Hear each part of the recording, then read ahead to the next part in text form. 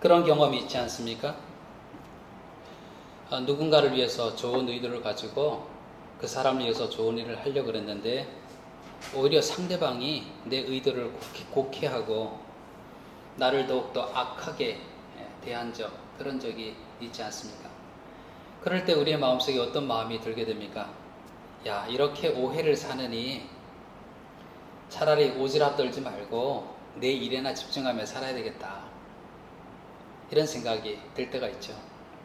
오늘 본문을 보게 되면 바로 이런 상황이 생각나게 됩니다. 다윗이 그런 경우를 겪게 되는 것을 보게 됩니다.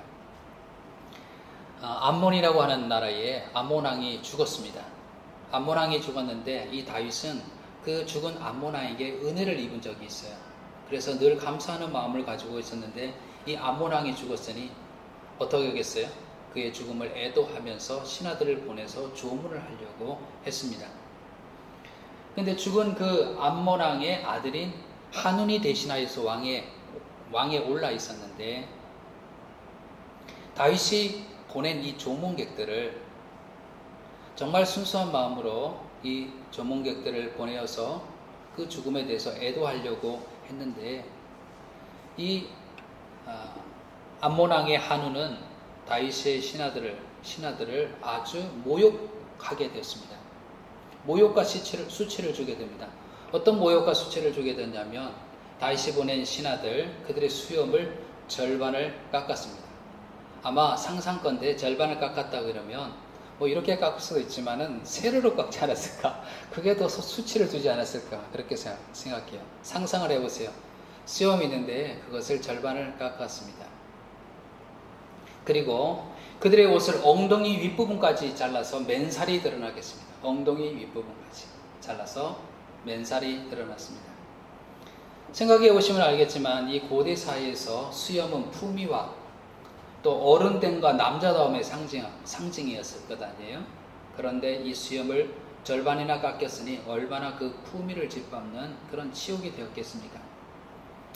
유대인들 상상하게 될 때 영화에서도 나오지만은 그 옷을 통째로 입거든요. 그 겉옷이 발목까지 길게 내려오게 되고 속에는 네이도 입지를 않는데 그 옷을 엉덩이 윗부분까지 잘라서 맨살을 드러나게 만들었으니 얼마나 지독한 모욕을 당했는지를 우리가 상상할 수가 있습니다. 그러면 이 새롭게 오른 이 암몬 왕 한운이 왜 조문하러 온 다윗의 신하들에게 이렇게 했을까? 오늘 본문을 읽으셨잖아요. 왜 그렇게 했죠? 이 암몬 왕의 신하들이 이 왕에게 자기 의견을 이야기한 것이 있어요. 뭐라고 이야기했습니까? 3절 말씀에 보면 이렇게 나오게 됩니다. 암몬 자손의 관리들이 그들의 주 한운에게 말하되 왕은 다윗이 조객을 당신에게 보낸 것이 왕의 아버지를 공경함인 줄로 여기시나이까? 다윗이 그의 신하들을 당신에게 보내 이 성을 엿보고 탐지하여 함락시키고자 함이 아니니까? 다윗 왕이 이렇게 사람을 보낸 것은 당신의 아버지를 죽음을 조문하러 보낸 것이 아니고 이 성을 탐지하여서 이것을 함락시키려고 온 것입니다. 라고 그렇게 얘기하였습니다. 그런데 이것이 사실입니까? 아니죠. 우리는 성경을 보면서 이것이 사실이 아니라는 걸 알고 있죠. 다윗이 늘 은혜 입었던 그 암몬 왕을 죽은 암몬 왕의 은혜를 잊지 않고 있다가 그의 죽음에 정말 애도하는 마음으로 사람을 보낸 거죠. 그런데 이 다윗 왕의 마음을 정말 몰랐던 건지 아니면 왜곡했던 것인지 이 신하들은 이렇게 왕에게 이야기를 했고 다윗이 보낸 신하들을 아주 모욕을 주었던 것이죠.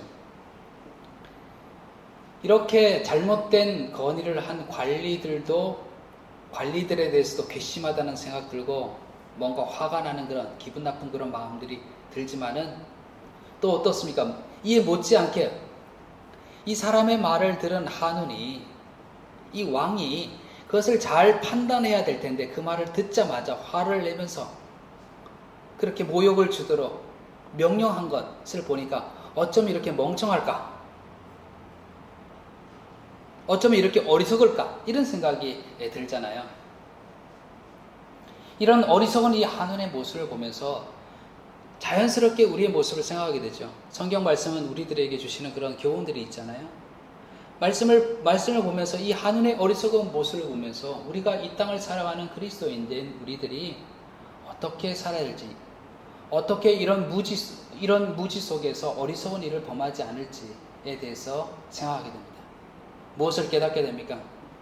먼저는 모든 일에 하나님이 주신 지혜로 잘 분별해야 되겠다라는 그런 생각을 하게 됐죠. 이 어리석은 결정을 하게 되고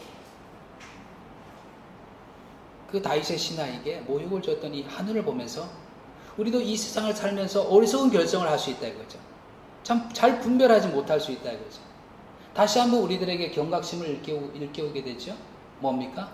우리는 하나님이 주신 지혜로 정말 잘 분별해야 되겠구나 라고 하는 것을 생각하게 되죠. 여러분, 우리가 우리의 삶의 상황에 대해서 판단하잖아요. 사람과의 관계에 대해서도 우리가 그 사람에 대해서 어떤 이해를 하려고 하고 그러잖아요. 그런데 보게 되면 모든 것이 무지로 인하여서 내가 제대로 알지 못함을 통하여서 얼마나 많은 일들이 그릇되는지를 모릅니다. 역사 공부를 하다 보게 되면 지도자의 무지를 통하여서 얼마나 큰 불행이 일어나는 것을 보게 됩니다. 우리 개인사도 마찬가지예요. 그때 내가 왜 몰랐던가? 그때 내가 왜 정확히 그것을 알지 못하고 분별하지 못하고 내가 왜 그때 그것을 오해해서 그 일을 행했던가? 후회되는 일이 많잖아요. 그때 잘못했던 판단이 인생에 계속해서 영향을 끼치는 것을 보게 되죠. 그렇다 그러면 우리 그리스도인들이 잘 분별하고 판단하기 위해서는 어떻게 해야 될까라는 걸 생각해 보게 됩니다. 먼저 우리로 하여금 잘 분별하고 판단치 못하는 것이 있죠. 그것은요, 잘못된 선입관이죠. 그리고 그때그때 일어나는 감정에 따라서 행동하는 것, 그것을 조심해야 된다는 것을 우리는 알게 됩니다. 우리는요, 부모님으로부터 들었던지 사람으로부터 들었던지 여러 들은 것을 가지고 선입관을 가지게 됩니다. 어떤 사람에 대해서 누군가 나쁘게 평가했다고 생각해 보세요.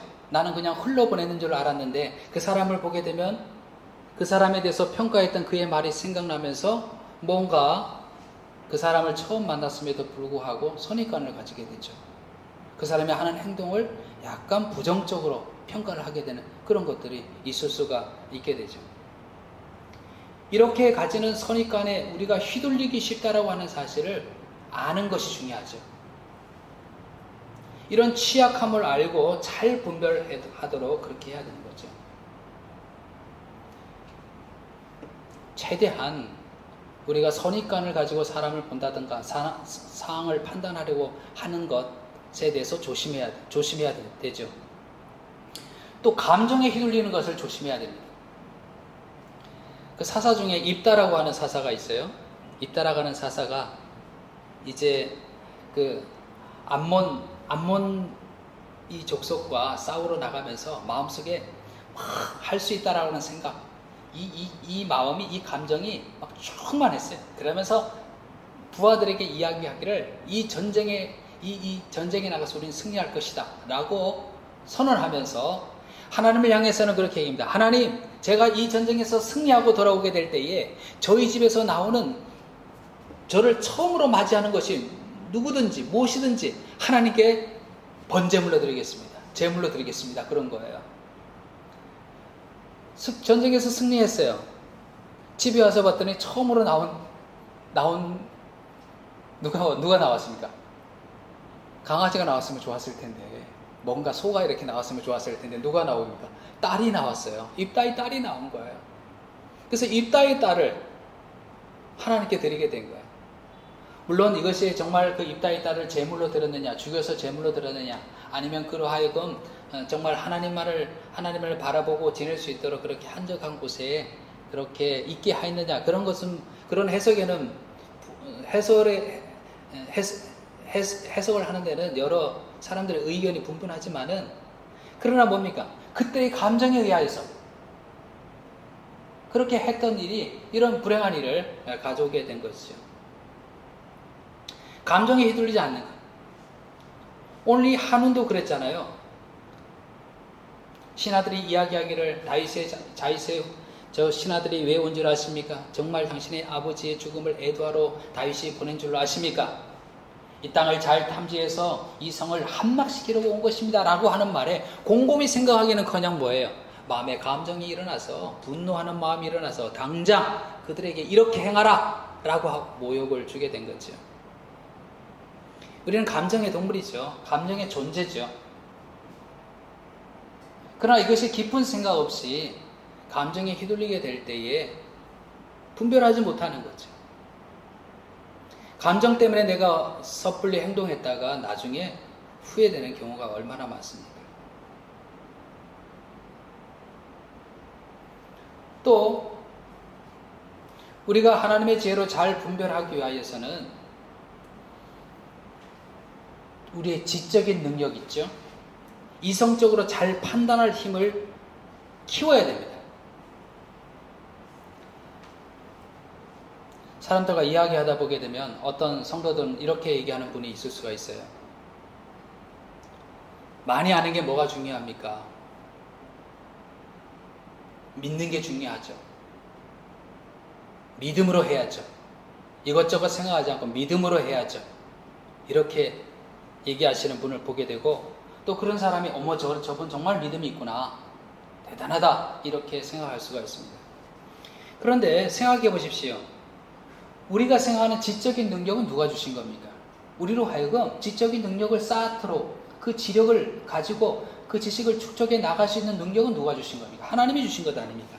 어떤 상황 속에서 그것을 잘 판단할 수 있는 이성의 능력은 누가 주신 겁니까? 하나님이 주신 것 아닙니까? 그런데 이런 것들을 다 무시하고 하나님에 대한 믿음만 있으면 돼 라고 하는 믿음이라고 내세우지만 맹목적으로 아무런 판단 없이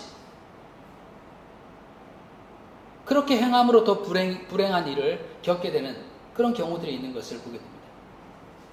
그러면 우리는 생각해 보게 됩니다. 하나님이 주신 우리에게 지적인 능력과 하나님이 주신 우리에게 이성적인 판단 위에 하나님을 신뢰하는 마음을 가지고 나가는 겁니다. 이것이 반대되는 것이 아니죠.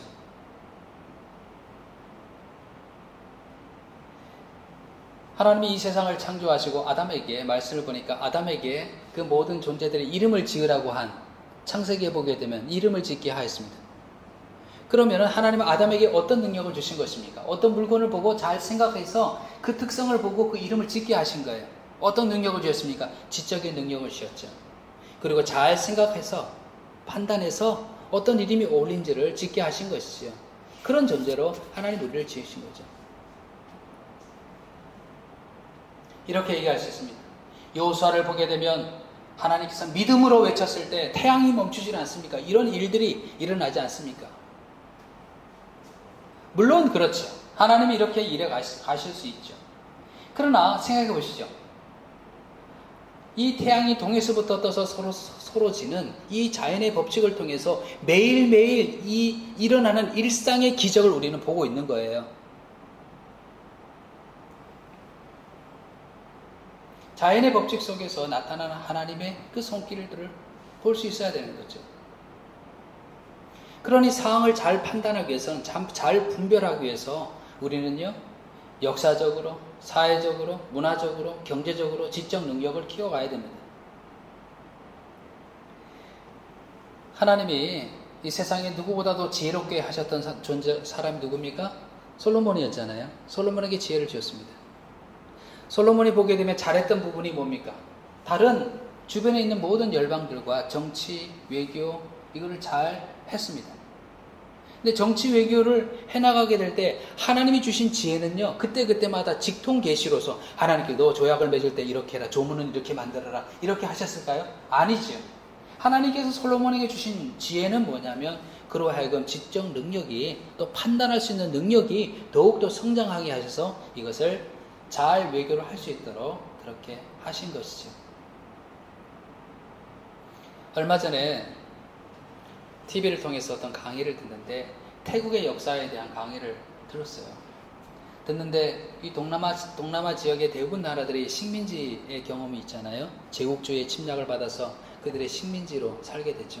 근데 태국만 그렇지 않았다는 거예요. 태국의 역사를 이야기하면서 한 왕에 대해서 이야기를 하는데, 이 왕이 자기가 왕위에 오르게 됐는데 그 왕이 그렇게 이야기했다는 거예요. 자신에게 자신의 왕위 역할을 하기 전까지 5년의 기간을 달라고 그렇게 얘기했다는 거예요. 5년의 기간 동안 이 왕이 될 이 사람이 뭘 했냐면은 주변 나라들을 방문하고 그곳에 있으면서 경제가 어떻게 돌아가는지, 무역이 어떻게 이루어지는지, 정치는 어떻게 해야 되는지, 주변 나라와 관계를 어떻게 맺어가야 되는지에 대해서 공부를 한 거예요. 공부를 하고, 내가 이 태국의 왕으로서 태국의 주변의 그 강대국의 이 열방 속에서, 이 열국들 속에서 어떻게 정치를 해야 될지를 생각하고 배우고 그런 거죠. 그리고 이후에 왕이 올라서 통치를 했다는 거예요. 그렇죠. 하나님이 우리에게 주신 지력, 하나님 우리에게 주신 판단력을 잘 계속해서 개발해 나가야 되는 거죠. 그러니 그리스도인은 어떤 사람이냐면, 믿음이라는 말로 모든 어떤 지적인 것들을 포기하고, 믿음이라는 말로 내가 이성적인 판단하는 것을 모두 덮어두고 그렇게 맹목적으로 살아가는 사람이 아니라는 거죠. 하나님이 내게 주신 지력을 계속해서 개발해 나가면서 하나님이 주신 이성의 칼을 갈아서 합당한 판단을 할 수 있는 사람으로 성장해 나가야 되는 거죠. 공부하는 학생이나 또 사업가들, 직장인, 아이를 키우는 부모님들, 목회자도, 정치인도, 교수도, 그 모든 사람들도 그 지력을 키워나가야 되는 거죠. 하나님 내게 주신 그 능력을 개발해 나가야 되는 거죠. 정확하게, 바르게 판단할 수 있도록 그렇게 계속 훈련해 나가야 되는 거죠.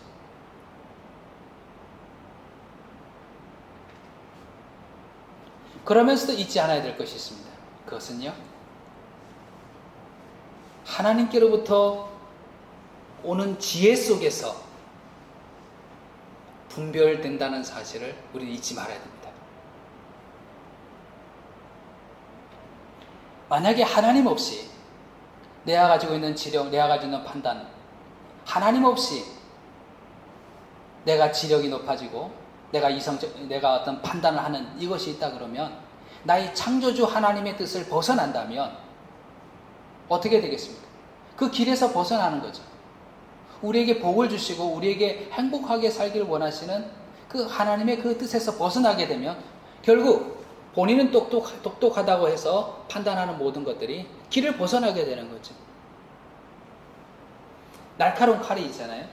날카로운 칼이 유용하게 쓰이기 위해서는 전문가의 손에 달려 있어야 되잖아요. 잡혀 있어야 되잖아요. 수술하는 외과 의사의 손에 달려 있게 될 때 정확하게 수술할 수 있잖아요. 요리사의 손에 잡혀 있게 될 때에 맛있는 음식을 만들 수 있잖아요. 전문가의 손에 잡혀 있게 될 때, 우리를 창조하신 분 누구십니까? 우리를 만드신 분 누구십니까? 우리의 인생의 길을 진리로 인도하시는 분 누구십니까? 하나님의 손에 이 지력과 이 이성의 능력이 잡혀 있게 될 때에 그것이 우리에게 유용하게 되어지는 거죠. 그러니 하나님을 경외하는 마음, 하나님을 섬기는 마음, 하나님을 사랑하는 마음 속에서 내게 주신 이 지력과 합리적으로 생각하고 이성적으로 판단하는 바로 이것이 하나님의 그 뜻에 따라 하나님의 영광을 구하는 일에 사용될 수 있도록 해야 되는 거죠. 하나님 주시는 지혜 속에서 이것이 사용되어져야 되는 거죠. 왜냐하면요, 우리가 하나님 안에 있지 아니하면 우리를 넘어뜨리려 하고 우리를 이간질시키고 우리를 분열시키고 우리의 삶을 황폐하게 만드는 영적인 적이 있습니다. 사단이 있거든요.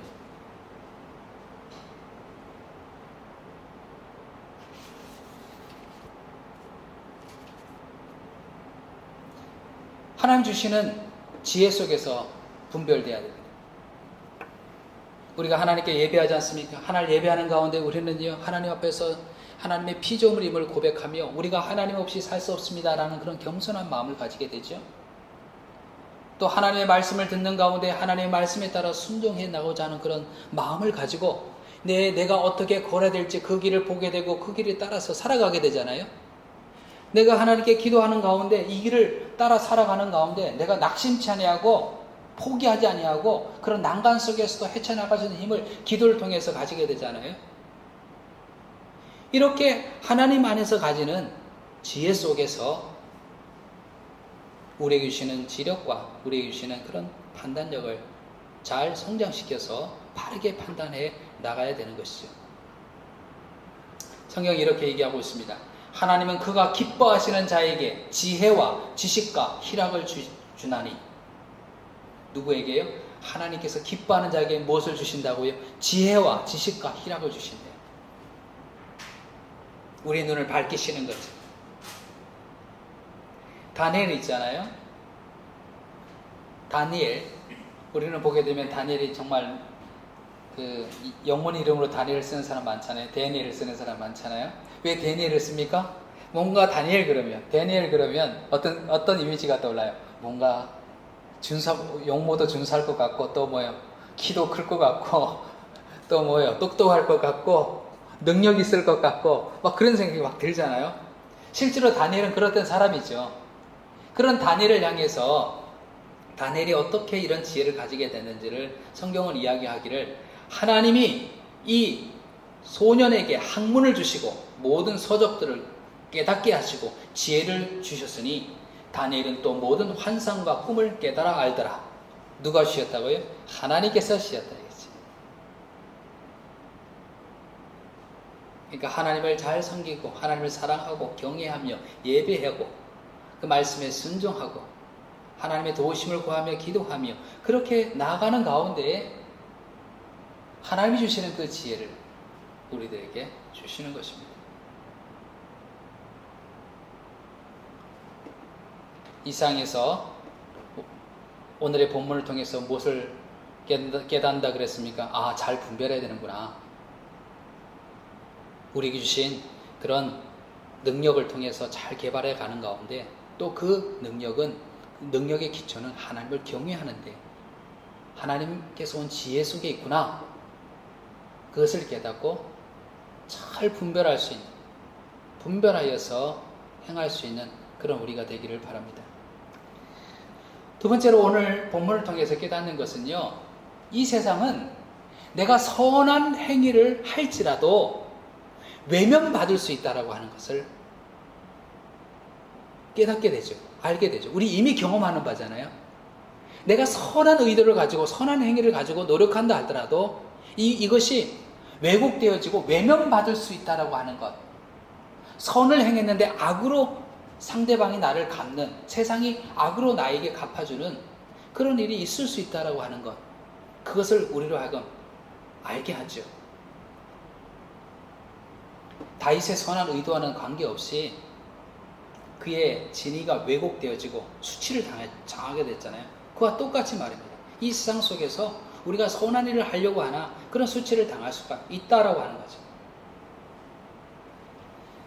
성경에 예언자들이 있지 않습니까? 구약의 예언자들요. 그 예언자들이 하나님의 말씀을 가지고 예언을 하게 됩니다. 그런데 우리가 구약을 보면 알겠지만은 예언자들의 그 예언의 말씀들을 이 이스라엘 백성들이 정말 겸손하게 받아들이고 그 말씀에 순종하여서 회개하고 하나님께 돌아오며 하나님 말을 섬기겠노라고 그렇게 나왔습니까? 아니죠. 예언자의 그 말씀을 계속 외면하고 있습니다. 이사야 선지자 아시죠? 이사야 선지자는 자꾸 하나님을 의지하지 않고 애굽을 의지하는 이스라엘 백성들을 향해서 너희가 애굽을 의지하다 하고 있느냐? 그 애굽인들이 전쟁에서 포로가 되고 잡혀갈 것을 너희들이 의지하는 그들이 포로가 되고 잡혀갈 것을 하나님께서는 말씀하셨다는 것을 보이기 위해서 이사야는 어떻게 그 말씀을 보였냐면요. 옷을 벗고요. 3년 동안이나 옷을 벗고 속옷만 입고 그렇게 다녔어요. 그랬더니 사람들이 이사야가 저 미쳤는가 보다 왜 저러는가 라고 그랬을 거 아니에요? 이사야가 뭐라고 얘기합니까? 이런 벗은 몸과 같이도 너희가 의지하는 애굽이 그렇게 헐벗게 포로로 잡혀가게 될 것이다 라고 하는 것을 보인 거죠. 이사야의 그 예언의 말씀을 이스라엘 백성들은 철저하게 외면했습니다. 받아들이지를 않았어요.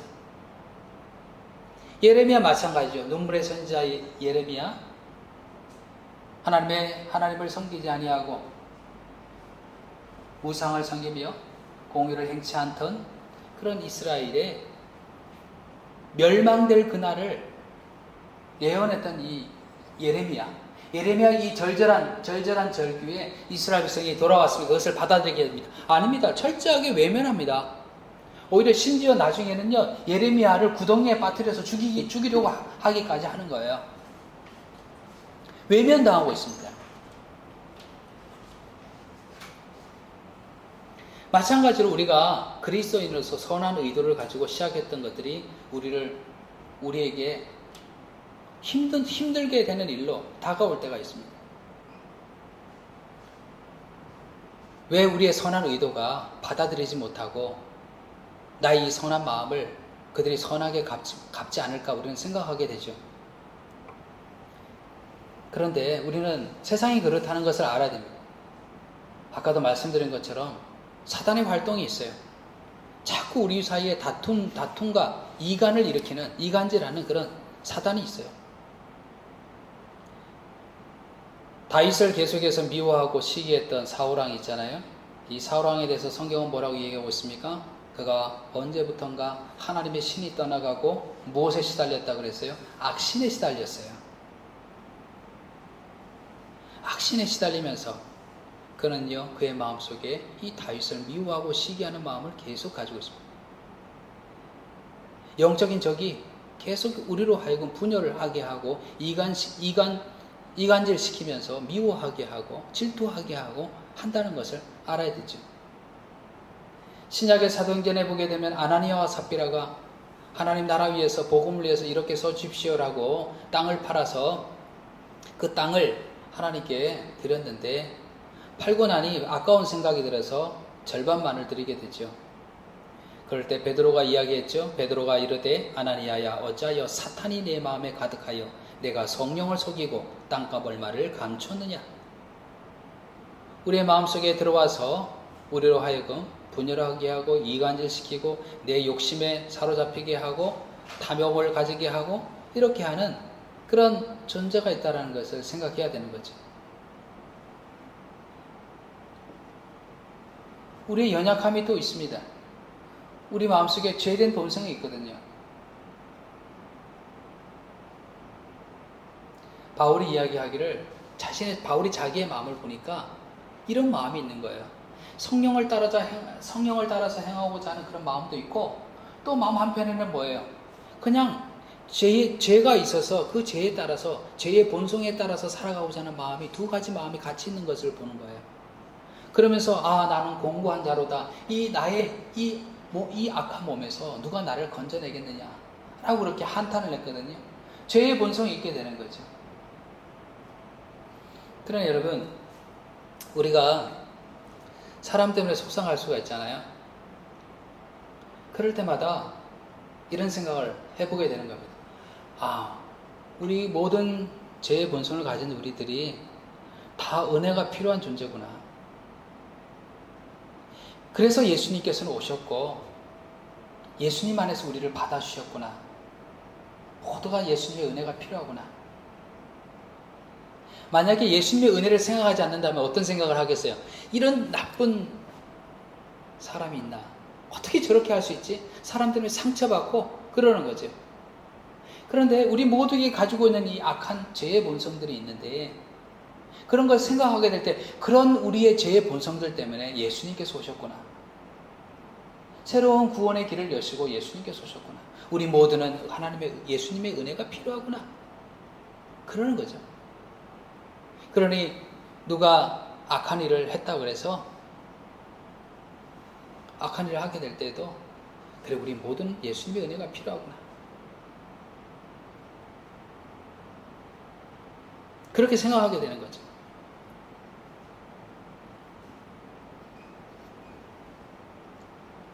때로는 우리가 선을 행하게 될 때 이것이 외면받게 되는 것은 하나님의 선한 뜻 가운데서도 그 일이 일어날 때가 있습니다. 그때는 이해하지 못했지만 하나님께서 이 일을 통해서 선을 이루어 가셨구나. 요셉이 하나님을 경외하는 믿음을 가졌지만 형제들에게 팔리고 또 애굽에서도 옥에 갇히고 그런 고난을 겪게 되었죠. 나중에 성경을 통해서 우리가 보니까 우리는 무엇을 알게 되었습니까?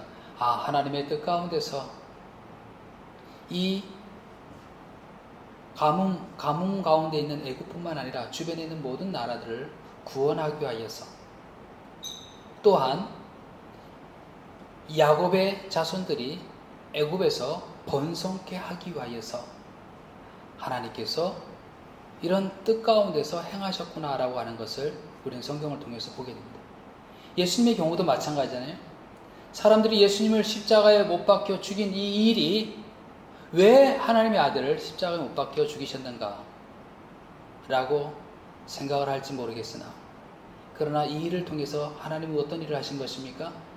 우리의 죄를 사하시고 우리를 구원하신 일을 하신 거죠. 그러니 우리의 선한 행위가 외면당할 때 생각하는 것입니다.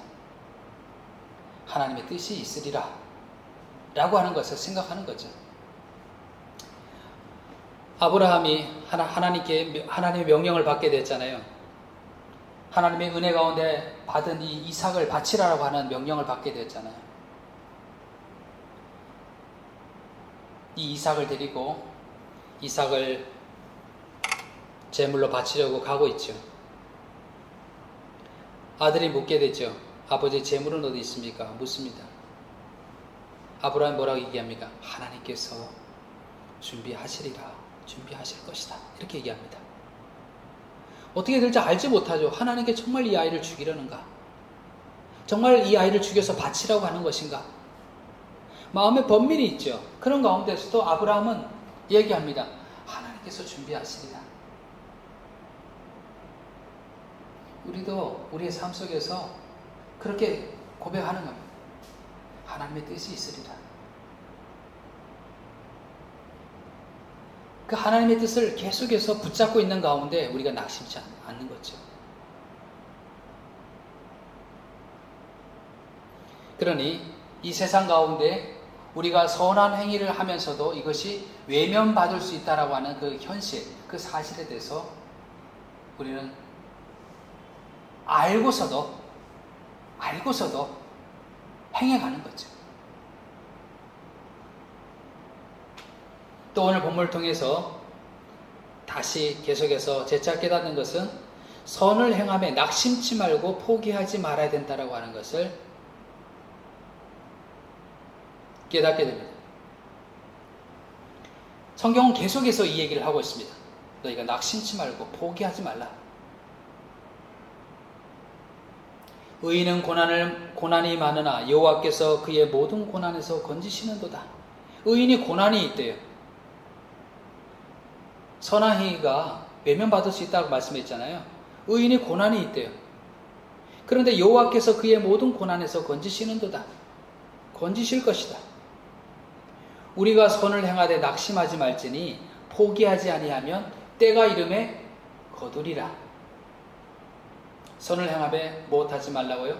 낙심하지 말라. 포기하지 말라. 그러면 하나님의 때에 무엇하리라? 거두리라. 선을 행함에 낙심할 때마다 또 성경은요, 예수님을 생각하라라고 얘기를 하고 있습니다. 예수님을 생각하라. 너희가 피곤하여 낙심하지 않기 위하여 죄인들이 이같이 자기에게 거역한 일을 참으신 일을 생각하라. 낙심할 때마다 내가 또 누구를 믿어서 괜히 이게 나서서 일을 하다가 일이 이렇게 됐구나. 이런 낙심하는 마음이 생길 때마다 누구를 생각하라? 예수님을 생각하라. 사람들의 손에 붙잡혀서 십자가에 못 박히면서도 그들을 길이 참으신 예수 그리스도, 그분이 십자가의 죽음을 통하여서 우리 모든 인류에게 구원의 길을 제시하신 예수 그리스도를 바라보라. 그럼 여러분, 우리의 삶 속에서 낙심하지 않는 그 비결은 어디에 있냐면요, 예수님을 바라보는 거예요. 예수님이 왜 십자가에 달리셨는지, 예수님은 어떤 순간에서도 참으시고 인내하고 하나님의 그 선을 이루어 가셨는지를 예수님이 바라보는 거예요. 그게 비결입니다.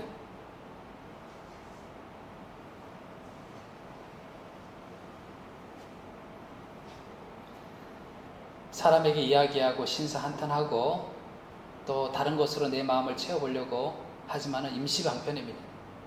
다시 우리가 일어나서 그래도 내가 이 하나님이 말씀하시는 이 말씀대로 선을 행하며 살 수 있는 비결, 그것은 예수님 바라보는 겁니다. 나를 위해서 돌아가신 그 십자가의 모욕을 길이 참으시고 나를 위해 돌아가신 예수님을 바라보는 겁니다. 다윗의 경우가 어떻게 됐습니까? 다윗이 선한 일을 가지고 조문객을 보냈잖아요. 그런데 그들이 모욕을 줬어요. 그렇죠? 아주 치욕스럽게 했습니다. 그럼 그 다음에 어떡합니까? 이 일 때문에 다윗이 화가 나서 그들을 칠 것이라고 생각하니까 그들이 어떻게 했습니까? 이 암몬 족속이 어떻게 했어요? 주변에 군사들을 고용했어요.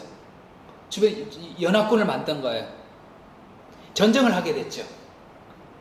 오늘 본문을 보셨지만 그 전쟁의 결과가 어떻게 됐습니까? 이스라엘이 승리하게 됩니다. 하나님께서 이스라엘 편을 들어주셨습니다. 다윗의 편을 들어주셨습니다. 그리고 이 일을 통해서 오히려 이스라엘이 높아지게 하였습니다. 이 전쟁을 통해서 어떤 일이 일어나게 됐냐면요, 마지막 19절에 보게 되면 하다데셀에게 속한 왕들이 자기가 이스라엘 앞에서 패함을 보고 이스라엘과 화친하고 섬기니 암몬의 편에서 암몬에게 고용되어서 이스라엘과 싸우던 이 군대들이 어떻게 됐다고요? 돌이켜서 이스라엘에게 와서 화친하자고 청하고 이스라엘을 섬겼다 이거죠. 그리고 이 다윗을 모욕줬던, 이스라엘을 모욕줬던 이 아람은 어떻게 됩니까? 암몬 자손은 어떻게 됩니까? 아람 사람들이 두려워하여 다시는 암몬 자손을 돕지 아니하니라. 이 이스라엘을 모욕줬던 이 암몬 자손에게서 돕는 자의 손길을 끊어버린 겁니다. 어떻게 되었습니까? 하나님께서 이스라엘을 높이시고 하나님께서 말씀 그대로 때가 됨에 때가 이름에 거두리라 라고 말씀하신 것처럼 다윗이 한 이 행위가 결코 헛되지 않았음을 하나님께서 보이시고 그를 높이신 것을 보게 됩니다. 이 말씀을 보게 되면 똑같이 우리에게 적용할 수 있죠. 하나님께서 우리에게 말씀하시는 겁니다. 너희가 선을 행하매 이것이 외면받게 되고 오히려 악으로 사람들이 대하는 것 같이 보여도 그것 때문에 못하지 말라, 낙심하지 말라. 내가 너를 높이리라. 내가 너를 승리케 하리라. 오히려 더하게 너에게 복을 주시리라 라고 말씀하시는 거죠.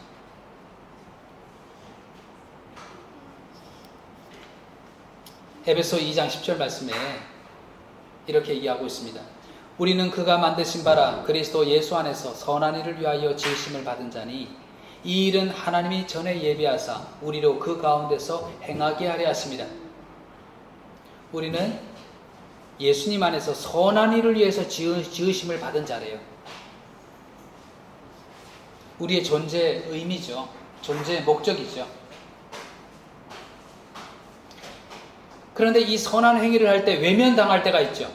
그래서 우리 마음속에 낙심되고 포기될 때가 있죠. 그럴 때마다 의인을 고난에서 건지시는 하나님을 바라보는 우리가 되어야 되겠습니다. 때가 되매 거두시는 그 하나님을 바라봐야 되겠습니다. 사람들이 십자가에 달려 죽게 하셨으나 이것을 길이 참으시고 우리의 구원을 이루신 예수 그리스도, 그 예수님을 바라보고 그 삶을 따라 살아야 되겠습니다. 다시 말씀드리지만 우리가 선을 행하되 낙심하지 말지니 포기하지 아니하면 때가 이름에 거두리라. 이게 우리에게 주신 말씀입니다. 낙심하지 말아라. 하나님의 원하시는 그 일을 행해 가는데 포기하지 말고 낙심하지 말고 계속해서 그 일을 해나가라. 내가 지켜보고 있다. 내가 너를 높이리라. 내가 너가 이 일을 통해서 당하는 그 고난에서 너를 건지리라. 내가 더한 복으로 너와 그 복을 너에게 주리라. 라고 하시는 그 하나님의 말씀, 이 말씀을 굳게 믿고 하나님의 선을 계속해서 행해 나가시는 저와 여러분이 되시기를 간절히 축원을 드립니다. 아멘.